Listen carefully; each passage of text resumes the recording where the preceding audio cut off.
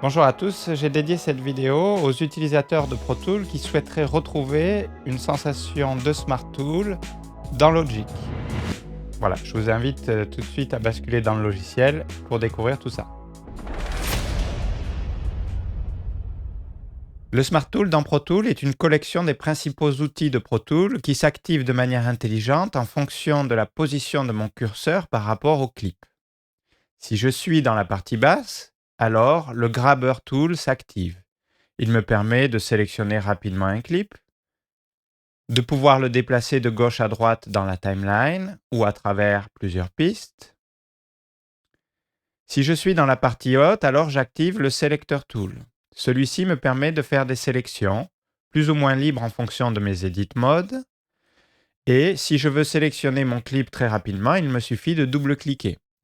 Si je veux sélectionner tous les clips de ma timeline, alors avec le sélecteur, je ferai un triple clic. Si je suis en bordure de clip, je peux alors activer le Trim Tool.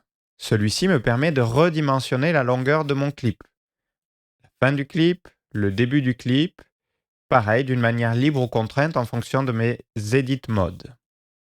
Et il ne faut pas oublier que le Smart Tool me permet d'accéder rapidement à la création de fade, fade in, fade out, si je me situe en haut à droite ou à gauche du clip. Et si deux clips se joignent, je peux accéder en me positionnant en bas à la jonction au crossfade.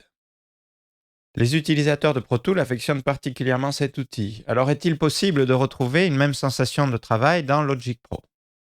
Je vous invite à switcher de logiciel et de station de montage.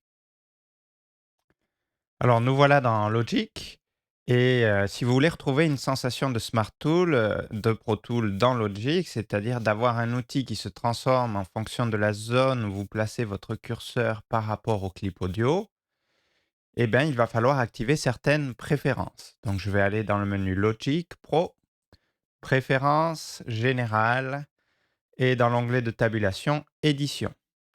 Et ici, vous avez la possibilité de transformer votre pointeur en différents outils par rapport à ce qu'on appelle une zone de clic.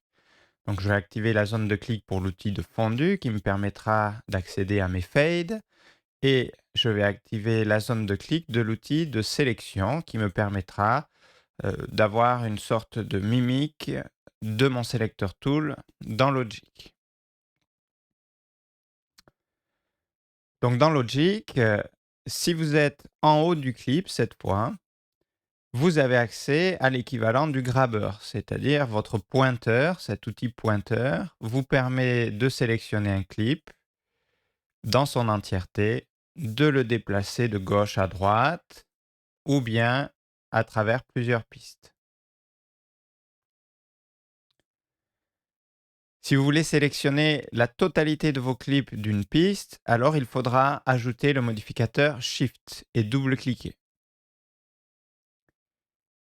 Du coup, si vous êtes dans la partie basse du clip, vous avez accès à votre outil de sélection. L'avantage de celui-ci dans Logic, c'est qu'il vous permet de réaliser une séparation si vous retransformez votre outil en pointeur. Si vous voulez redimensionner vos clips et accéder au Trimmer Tool, il vous suffit alors de vous diriger en bordure de clip, plutôt dans la partie basse, et vous pouvez ainsi raccourcir la durée de vos clips, en point d'entrée ou en point de sortie. Vous pouvez accéder aux outils de fade en vous positionnant en haut à gauche ou à droite d'un clip. Et si vous réalisez un edit,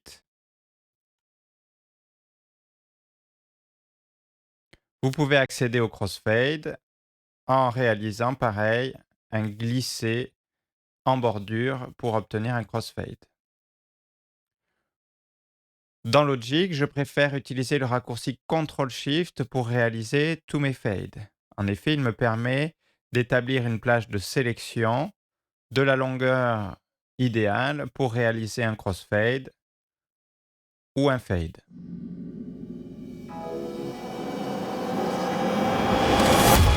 Voilà, j'espère que cette vidéo a été utile et je vous invite aussi à découvrir les autres vidéos que j'ai réalisées sur ce que j'appelle les Super Smart Tools dans Pro Tools.